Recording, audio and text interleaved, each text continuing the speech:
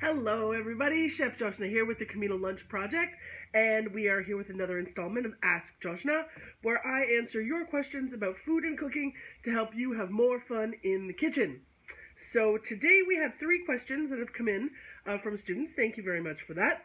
First up, what is the best kitchen tool to save time on garlic?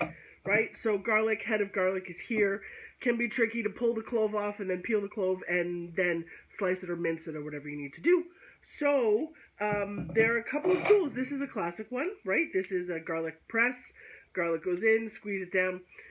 It's a great one. Garlic press is definitely a good thing to have in your kitchen. But to be honest, I like tools that do more than just one thing.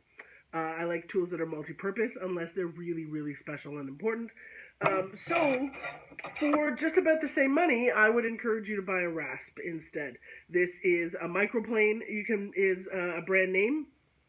They're about $20, and it's a very, very fine grater. And so once you have your garlic clove peeled, you can just really quickly grate it up on that. It'll collect on the bottom, and you're good to go. Works with ginger. These things are great for nuts and chocolate and Parmesan cheese and citrus zest.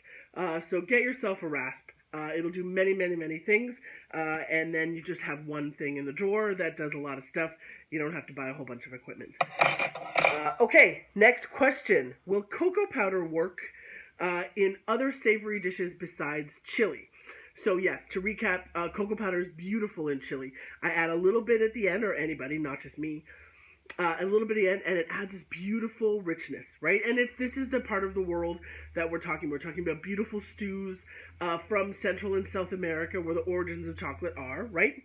And so you can absolutely use chocolate or cocoa specifically in other savory preparations. So the first thing that comes to my mind is on a rub on meat, right? Chocolate and meat work really well. Even chicken, right? Even chicken and pork. Fish, maybe not so much.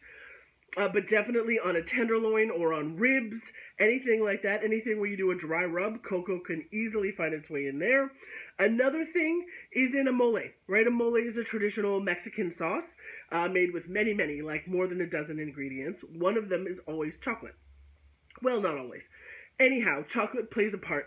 It adds a beautiful, smoky, sweet, sometimes bitter richness to things. So in a barbecue sauce or in a mole, on a rub, or, yes, barbecue sauce, mole, rub, ribs. That's it. Have a good time. Or in a chili, of course. Enjoy your savory cooking with cocoa. And then finally, our third question is, should I invest in a good knife or just keep sharpening my $10 teapot? So I would say if you are serious about cooking and you're going to cook every day, I would save up and invest in a good knife. And you don't have to spend a ton. Right, I've got 2 here.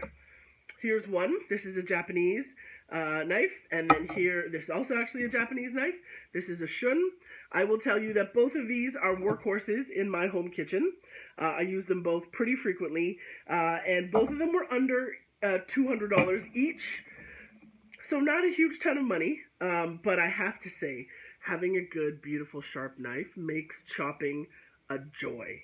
Right? I don't think you realize how joyful the work is when you don't have to really kind of fight with the food to get your knife through it, right? I have this is my beater knife from cooking school, right? It's been sharpened many, many, many times. I still have it around because there are times where I want to deal with a whole case of sweet potatoes that I don't really want to take that out on my nice Japanese knife, so I'll pull this guy out.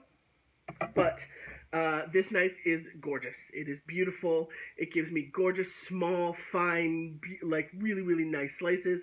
It's lightweight, sits in my hand really nicely. I don't get too fatigued and tired by using it a lot.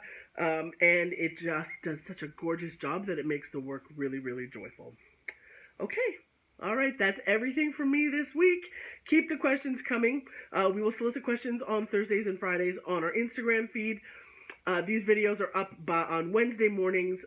Thank you for the questions. I love helping you have more good times in your own kitchen. Enjoy your day, and we'll talk to you soon. Bye, everybody.